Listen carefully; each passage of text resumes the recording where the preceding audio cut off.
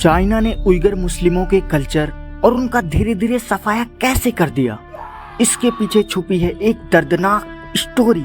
कहानी की शुरुआत होती है 800 ईस्वी पहले, जब जो सिंजियांग है ये चाइना का हिस्सा नहीं हुआ करता था। यहाँ पर रहते थे बौद्ध धर्म के मानने वाले लोग। तभी जो कुछ अरब के व्यापारी होते हैं वो यहाँ पर पहुँचते हैं। वो यहाँ पर व्यापार कर रहे थे और यहीं पर रहने लगते हैं। बौद्ध धर्म के लोग इनको देखकर काफी ज्यादा मुतासिर होते हैं और वो इस्लाम कबूल करने लगते हैं। काफी तेजी से इस्लाम फैल रहा था यहाँ पर। तभी जो बौद्धों का किंग होता है वो इस्लाम कबूल कर लेता है।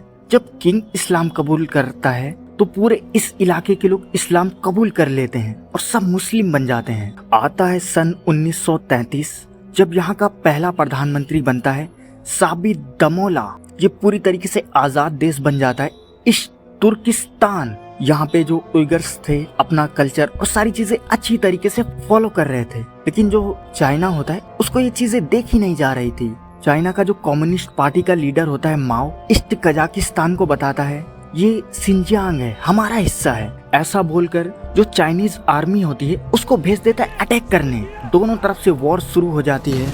जो चाइना की आर्मी होती है उसके पास आधुनिक हथियार, टैंक, सारी चीजें थी, लेकिन जो उइगर्स मुस्लिम थे उनके पास न आधुनिक हथियार न ट्रेनिंग, कुछ भी नहीं थे। तो चाइना की आर्मी भारी पड़ रही थी। आगे बढ़ते बढ़ते पूरे इस तुर्किस्तान पर कब्जा कर लेती है, जिसमें 1000 लोगों की जान जाती है। लेकिन जो चाइना की गवर्नमेंट होती है वो एक वादा करती है कि इस सिंजियांग को हम चाइना का हिस्सा रखेंगे, लेकिन हम इसको ऑटोनोमस स्टेट बनाएंगे। इसका मतलब इस इलाके के लोग जो भी हैं मुस्लिम, वो उनको आजादी है नमाज पढ़ने की, सारी चीजों की। लेकिन ये चीजें सिर्फ कागजों तक ही सीमित रहती है। आता है सन 1957, जो उइगर्स मुस्लिम थे उनकी जमीनें छीनी जाने लगी और उनको वहां से हटाया जाने लगा और उनकी जगह पर हान चाइनीज को बसाया जा रहा था। इन सारी चीजों से जो उइगर्स मुस्लिम थे उनके अंदर गुस्सा भड़क रहा था।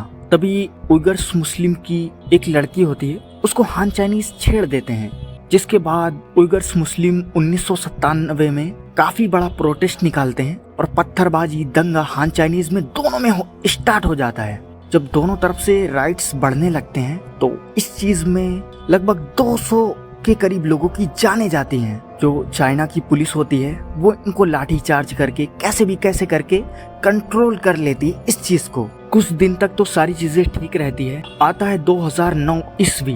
उइगर मुस्लिम जो थे वो गुआन की फैक्ट्री में काम कर रहे थे और उनकी हान चाइनीजों से बहस होने लगती है कि तुम लोग ये हो वो, ऐसा करके इन दोनों में बहस हो रही थी। जो हान चाइनीज होते हैं वो उइगर्स को काफी ज्यादा मारते हैं, जिसमें एक उइगर्स मुस्लिम की जान चली जाती है। इनके ऊपर से जुल्म डे बाय डे बढ़ता ही जा रहा था। इसके बाद ये एक 2009 में उरुमची में एक बहुत बड़ा प्रोटेस्ट निकालते हैं। उइगर्स मुस्लिम जो होते हैं पुलिस चौकी में आग लगा देते हैं और कई पुलिस वालों की जान भी चली जाती है और ये राइट्स पूरे उरुमची में फैल जाता है। जो चाइना की पुलिस होती है इन पर शूट एंड साइट का ऑर्डर दे देती है, जिसके बाद जो पुलिस होती है वो अंधाधुंध फायरिंग करने लगती है इनके ऊपर।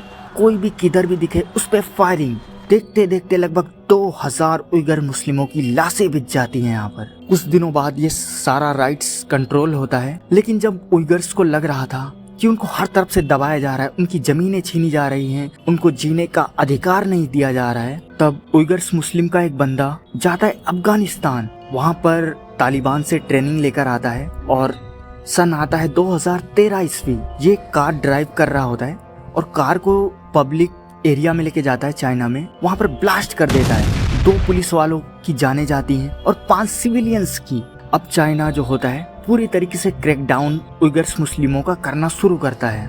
बोलता है कि आतंकवाद के खिलाफ हम 0 टॉलरेंस की नीति अपनाएंगे और सेना भेजता है। 10 से 20,000 लोगों को एक साथ गिरफ्तार करता है और उनको जेलों में डाल देता है। फिर जो सी जिनपिंग होता है सन 2014 में चाइना में री एजुकेशन कैंप बनाने लगता है। इसका मतलब बड़ी बड़ी बिल्डिंगें बनवाता है जिसके अंदर इन उइगर्स मुस्लिमों को टॉर्चर किया जाने वाला था। जब ये बिल्डिंगें बनकर तैयार हो जाती हैं 2017 तक 1,20,000 मुस्लिमों को इस री एजुकेशन कैंप में डाल दिया जाता है। How many people are in detention in Xinjiang? You give me a number. Listen, if you look I'm at listening. Xinjiang, You give me a number. if you look at, I do not have the number. Why not? इसमें इन लोगों को बोला जाता था सुबह 5 बजे उठो, सी Jinping की तारीफ करो, इनकी दाढ़ी को काट दिया जाता था, इनको रोजे नहीं रखना दिया जाता था। इस्लाम पूरी तरीके से पाबंदी लगा दी जाती थी और उसके साथ इनको सिलाई के कामों में लगा दिया जाता था। बिना पैसों के इनसे रात दिन काम करवाया जाता था, रुई निकालने में, कई सारी चीजों में, मोबाइल रिपेयरिंग में। औरतों के साथ ऐसा चीजें हुई इस री एजुकेशन कैंप में जो मैं बता भी नहीं सकता। जो लोग इस चीज से बचकर भाग जाते थे, मतलब दूसरे देश, वहां पर जाकर वो चाइना को एक्सपोज करने लगते हैं कि री एजुकेशन कैंप में हमें करंट लगाया जाता है, हमें क्या क्या किया जाता है, सारी चीजें बताने लगते हैं। तो चाइना अपनी इन्फ्लुएंस के दम पर थाईलैंड से कई लोगों को बुलवा लेता है और फिर से उनके री एजुकेशन कैंप में डाल देता है। और जो लोग इस री एजुकेशन कैंप में टॉर्चर करने के बाद छोड़ता है 4-5 साल बाद, चाइना का स्पाई ऐप डाउनलोड करने को बोला जाता है। जरा सा भी कुछ करने की कोशिश करें उन पे पूरी नजर रखी जाती है, उनकी बायोमेट्रिक की जाती है। किसी ने जरा सा भी अगर दोबारा गलती की, फिर से उनको इसी री एजुकेशन कैंप में ठूस दिया जाता है। उसके बाद क्या होता है आपको पता ही है। थैंक्स फॉर वॉचिंग, मिलते हैं नेक्स्ट वीडियो में।